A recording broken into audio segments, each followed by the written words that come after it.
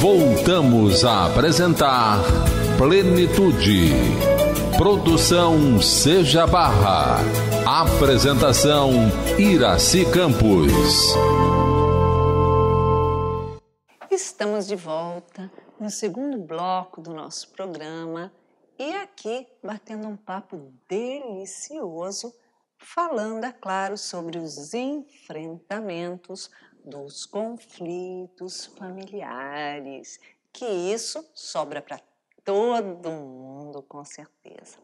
Jane, continuando aqui, a gente sabe, né, como é difícil o relacionamento entre as pessoas. E geralmente numa família,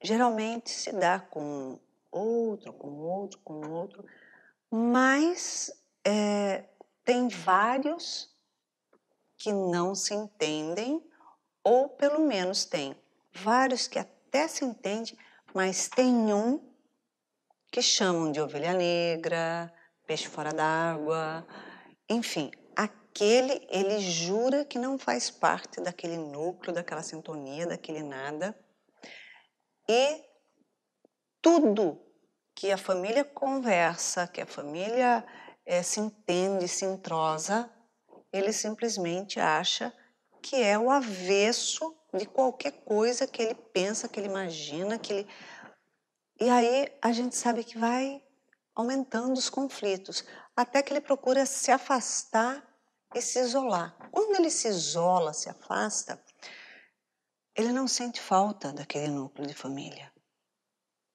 Só que ele leva com ele os conflitos dentro dele, ou seja, são as emoções que ele não trabalhou, somatizou e leva. Ele vai ter novos relacionamentos, com certeza.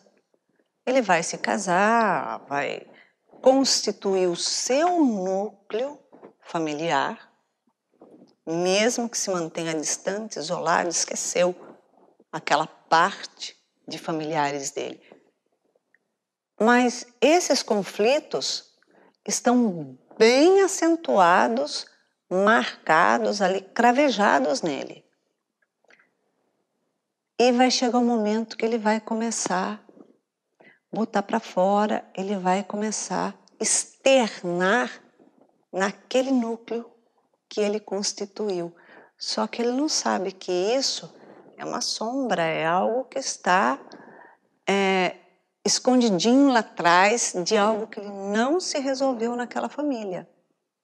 E ele só vai descobrir isso provavelmente através de uma terapia, de um psiquiatra, quando aquilo já está tomando um corpo de aspereza, agressividade, de autodestruição, no caso dele, ou um campo de guerra dentro da família.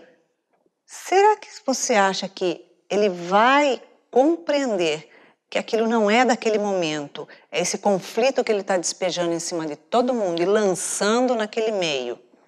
Algo que de repente não teria necessidade de ser, que é o problema dele lá atrás e que ele vai ter que resolver em algum momento, ou ele vai continuar passando isso para frente e destruindo esse núcleo como algo desnecessário. Pegando já desde o início da sua fala, Joana sempre nos fala, se existe uma criança, ou alguém dentro daquele núcleo familiar que é considerado uma ovelha negra, ou ele é visto como, ou ele se vê como, nós temos algumas alternativas já neste momento. Um ser que está naquele núcleo familiar e que é muito diferente dos demais, tem algumas possibilidades. Ou ele renasceu ali para aprender com aquela família, mesmo que ele não tenha tido nenhum vínculo anterior das existências passadas, né? Mas ele está ali para aprender. Ou é o contrário. Ele está ali justamente para fazer com que aquela família desperte a consciência em relação a alguns aspectos.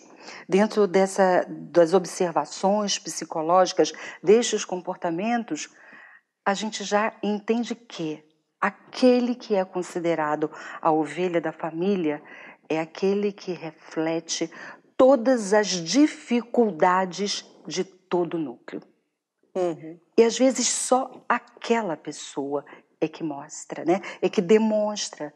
Então quem está de fora tem que ter muito cuidado, porque a tendência é que aquela pessoa, aquele ser, se afaste, porque ele não vai se sentir amado, ele não vai se sentir aceito, ele vai se sentir agredido.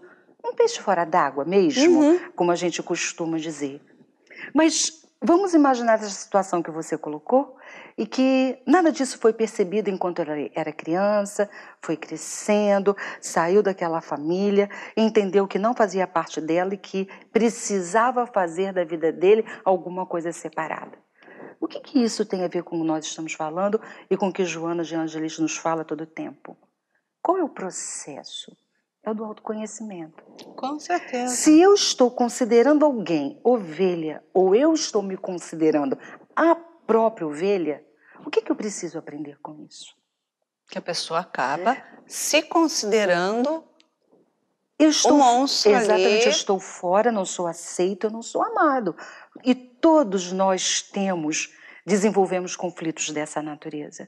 Todos nós nascemos precisando ser aceito, precisando ser amado. Só que às vezes a gente direciona isso de forma equivocada. Porque ou eu faço tudo que o outro quer para ser aceito, ou eu não faço nada. Quando é que eu acho o caminho do meio?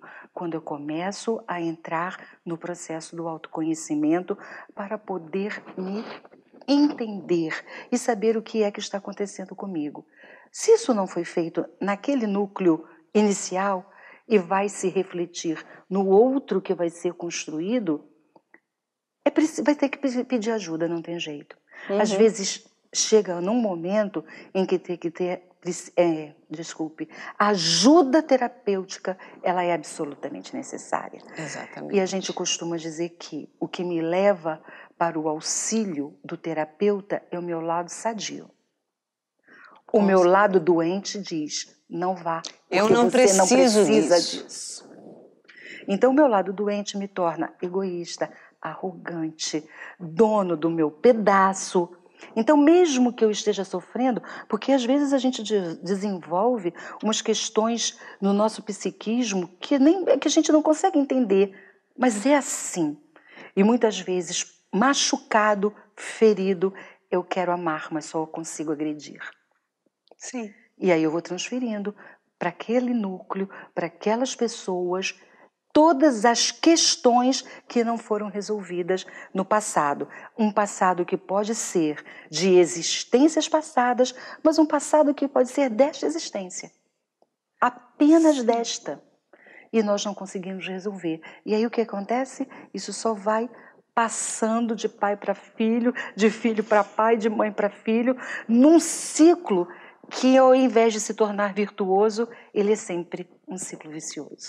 Porque você vai construindo, né, à sua volta uma estrutura fake. Fake é uma boa palavra, bem atual, não é? Porque na verdade não existe aquilo. Você vai construindo aquilo na tua cabeça, no teu mundo de fantasia, porque é muito mais fácil você acreditar naquilo que você prefere do que na própria realidade, né? Então a gente sabe que tem o mundo real e o mundo irreal. E a pessoa prefere o mundo irreal porque ela não precisa assumir responsabilidade, ela vive na fuga, e no mundo real ela é obrigada a assumir responsabilidade e ter um enfrentamento diário. E a gente é tão esquisito que mesmo doendo, mesmo tendo muita dor, mesmo com muitas feridas abertas, a gente insiste em se manter naquele lugar. É confortável, porque você já sabe como que é. Está doendo, não tem problema, porque eu sei como é essa dor, eu conheço cada um que está me ferindo, já estou acostumada com todas essas armas viradas para mim, me machucando, me ferindo, me contrariando. Estou acostumada com as insatisfações diárias, com as rejeições, as amarguras. Aliás, nem sempre é do outro. Eu que estou projetando e criando isso em mim. Agora, se eu tiver que sair para fazer um movimento de mudar isso daí, eu vou ter que sair e enfrentar inúmeras coisas que eu não sei como vai ser. É o novo, é o diferente, é o desconhecido. Então, para enfrentar o novo, diferente e desconhecido, vai me dar trabalho. Eu não estou preocupada se vai ser difícil. Vai me dar trabalho. Então é melhor eu ficar aqui do jeito que eu já sei como que é, já tá uma porcaria mesmo, mas tá ótima essa porcaria, porque eu já sei como é. Pronto. Pois é, e o enfrentamento dos conflitos vai passar, às vezes, por escolhas, essas escolhas doídas, podem me levar a uma separação novamente. Então eu me separei da família de onde eu vim e eu me separo da família de agora. E enquanto não entender este processo, eu vou me separar de todas. Sim. Porque eu não vou conseguir construir um olhar voltado para essa motivação, que é a motivação da minha reforma íntima. É exatamente isso. Por exemplo, a pessoa que se casa 5, 6 vezes, tem 5, 6 maridos, casamentos ou esposas, o problema não é da pessoa. É das 5, 6 esposas que ele teve que trocar, passar por elas. Ou os 5, 6 maridos que a pessoa teve que mudar e passar por eles. Porque todos eles tinham um problema que não se adaptava ao seu modo de vida, ao seu egoísmo, e não se submetia a todos os seus caprichos exatamente como ele queria, no seu mundo fake, no seu mundo de fantasia. Então, esse já não me serve mais. Ou então esse já me serviu bastante, já acostumei, já sei como é, e perdeu a graça. Então eu preciso de arrumar um brinquedinho novo na minha vida. Em realidade, a pessoa não se considera um fracassado, uma pessoa que está fracassando nos seus relacionamentos. Não, as pessoas que vêm no meu caminho que não me servem. Só vem porcaria no meu caminho. Entendeu? Então, ele não pensa que ele que vai atrás exatamente da figura idêntica à anterior. Exatamente. Ele vai procurando igual. Depois fala assim, quando o primeiro é um canto, né? Aí vai no segundo, é o encanto, o começo. Aí começa a dar tudo errado, fala, gente, mas a história parece que está se repetindo. Não, não parece, vai se repetir todinha mesmo. Pode separar ali mesmo, porque assim você já economiza um pedaço. E aí, habitualmente, o discurso é, não consigo acertar. Ou então, tem o dedo estragado. O dedo podre, né? Como às vezes as pessoas dizem, não é o meu dedo que aponta errado.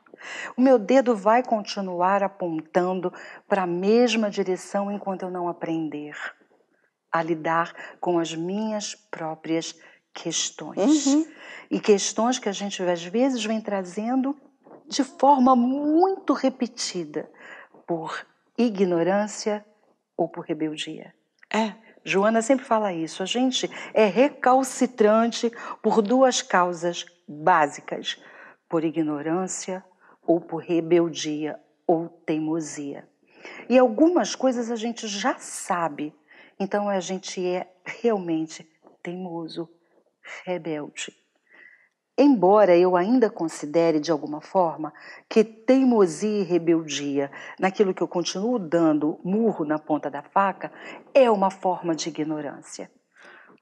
Porque, a bem da verdade, eu entendo que ninguém gosta efetivamente de sofrer quando isto se torna consciente. Uhum. A gente vai fazer alguma coisa para mudar. Se eu ainda não fiz, é porque eu ainda não aprendi, não consigo fazer melhor do que eu faço hoje. Exatamente. Esse é um princípio também para se auto-perdoar. Esse é um princípio também para se auto-aceitar. Mas quando a gente fala de autoaceitação e auto-perdão, não quer dizer, tá bom, então eu vou continuar do mesmo jeito, porque eu me amo tanto, tiro o beijinho no ombro e me aceito tanto, que eu posso continuar exatamente do jeito que eu sou. Não é disso que nós estamos falando. De jeito nenhum. A gente está falando da necessidade de se conhecer, se reconhecer falível como seres humanos que somos nesse estágio de evolução. Falimos, erramos, nos equivocamos. E o que vamos fazer com isso? Permanecer por conta do orgulho, por conta da vaidade, do egoísmo, da enorme arrogância que ainda habita o nosso espírito? Já não podemos mais. A gente já pode percorrer outras trilhas, percorrer outros caminhos. Não podemos mais, porque senão estaremos ainda cometendo os mesmos enganos lá de trás. Exatamente. É preciso sim ter responsabilidade, porque hoje nós temos conhecimento. Você sabe que você quer saber exatamente quando a pessoa está prontinha para repetir o erro anterior? Sim.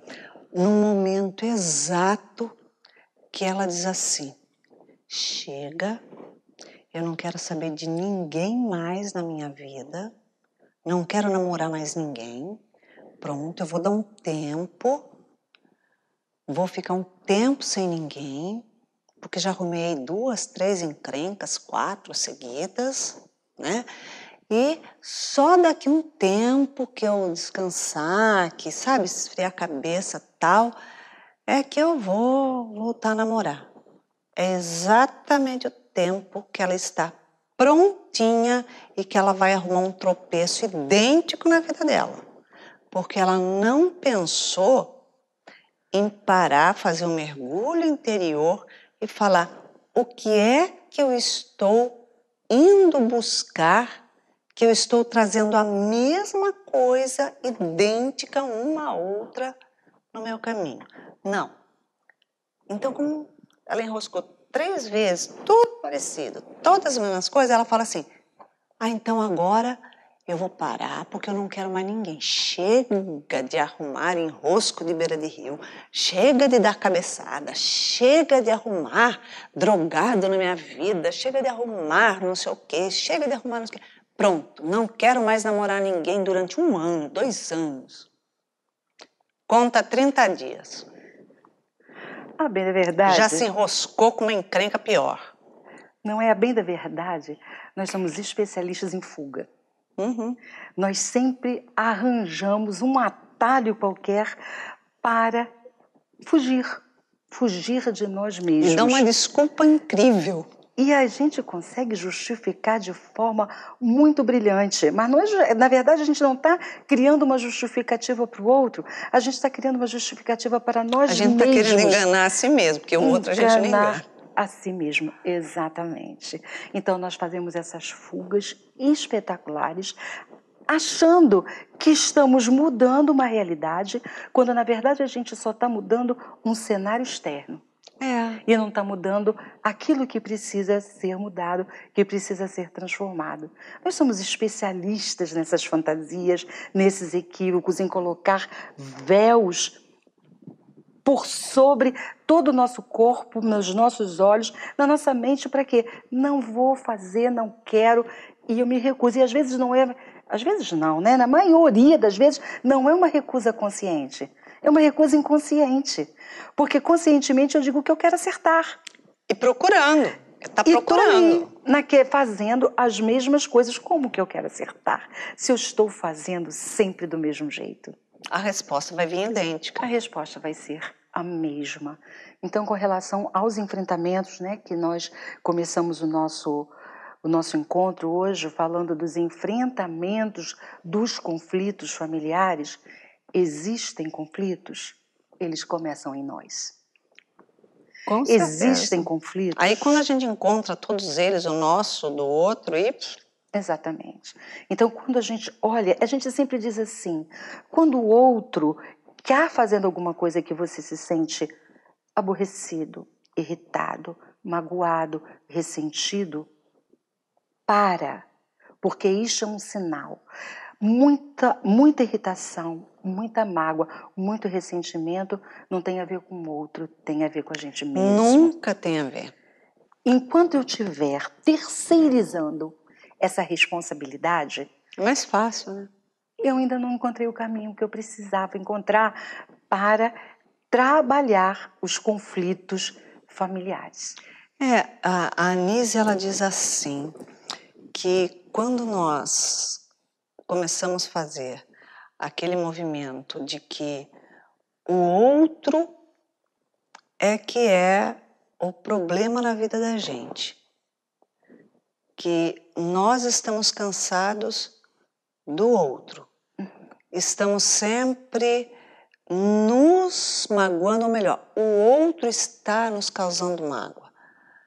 Ai, o outro me magoou muito, fulano está me magoando. Ninguém tem a capacidade, o poder de magoar outra pessoa. Não existe. Somos nós que nos magoamos, porque a mágoa, ela se inicia somente quando sentimos uma raivinha. É raivinha que ela chama. Por quê? Porque a pessoa fala alguma coisa, faz alguma coisa que te frustra, que te desagrada, que te causa um dissabor, e a primeira coisa que você sente é uma raivinha que você não pode geralmente se expressar, que você não pode botar para fora o que você queria, que você não pode abrir a boca no mundo, botar a boca no trombone, e aquela raivinha que você teve que engolir transforma-se em mágoa. Aí você fala assim, ai, fulano me magoou. Não te magoou não, ele nem sabe o que ele falou para você. Foi embora. Exatamente. Tá aí as encrencas da nossa vida. E aí a gente fica alimentando, dando alimento a essa situação. Como é que a gente alimenta? Toda hora pensando naquela situação, trazendo aquela energia de volta todas as vezes. Aí eu encontro alguém com quem eu posso falar daquele assunto. Tem que contar para todo mundo. Eu tenho que contar, porque aí eu trago de volta, eu dou a minha versão e aí eu me coloco de novo no papel da vítima. A gente é vítima. Exatamente. Aí eu encontro uma terceira pessoa, eu faço a mesma coisa. Eu trago de volta toda aquela situação e me coloco no papel de vítima. Enquanto eu não me der conta disso, eu serei eternamente vítima de todos os acontecimentos da minha vida. E nas minhas relações familiares, que elas não são fáceis. Claro que não são. Nós estamos todos em processo de aprendizado. Elas são trabalhosas então, só. E a gente precisa saber e ter essa certeza e simplificar esse processo. Viver junto. Eu vou machucar você. Você vai me machucar de alguma forma, porque nós somos todos muito diferentes. O machucar é uma coisa que precisa ser daquele momento. Machucar, que eu quero dizer, como é que você vai conseguir falar coisas que não me afetem? Como é que eu vou conseguir falar coisas que não te afetem? Isso é ilusório. A pessoa que ama fala coisa que afeta. Exatamente, isso é ilusório. Nós iremos, de alguma maneira, nos machucar nas relações familiares. Com certeza. Como lidaremos com esses machucados vai fazer toda a diferença no enfrentamento do conflito. Com certeza, Jane, com certeza. Nós estamos chegando ao final de mais um Plenitude nos enfrentamentos das relações familiares. E haja enfrentamento, não é verdade? Porque é mais fácil a gente querer enfrentar o outro no bate-boca do que enfrentar as nossas emoções. Essas, deixa elas armazenadas lá na alma, vira a página e esquece, né? Porque isso é um problema de memória. Vá ao neurologista, ao psiquiatra. Pois é. E o dia que tudo explode na alma, vai desopilar para algum lugar. E você vai descarregar no seu corpinho lindo, físico, que vai adoecer no órgão que tiver em maior estágio de fragilidade. Pois é, reflete sobre isso um pouquinho, tá? É isso aí. Estamos chegando ao final de mais um programa. Convidamos você a deixar a sua mensagem carinhosa para nossos amigos, nossos espectadores, nossos ouvintes queridos. Que as reflexões da nossa tarde sirvam para que a gente mude algumas trajetórias. Não é um recado para quem está junto conosco do outro lado. É um recado para todos nós, porque todos nós estamos na jornada. Obrigada, Jane. Obrigada pelo seu carinho, pela sua presença, amiga. E olha só, anote na sua agenda. Dr. Décio Iandoli, no dia 8 de abril, domingo, encontro no Seja Barra. O Cérebro Triuno. Fantástico, tá? Imperdível. Vagas limitadíssimas. Vem correndo para não ficar fora dessa, porque depois você vai se descabelar todo e a culpa é sua mesmo, ok? Então é isso aí. Aliás, não é culpa não. Não existe culpa. Responsabilidade é sua. É isso aí. E, mais uma coisa, 9º Congresso Seja Barra, mundo de transição. Transição planetária, através do quê? Juntos, construindo o futuro. Mude a sua vida. Chega de ficar nessa vidinha de rame-rame, de enrosca em rosca e de insatisfações. Você pode ser o autor constante de desenhar sua arte, a arte da sua vida, florida, bela e colorida. É isso aí, uma semana maravilhosa. E aqui eu deixo meu beijinho cor-de-rosa para que a sua semana seja cheia de amor. Muita paz. Plenitude. Produção Seja Barra. Plenitude.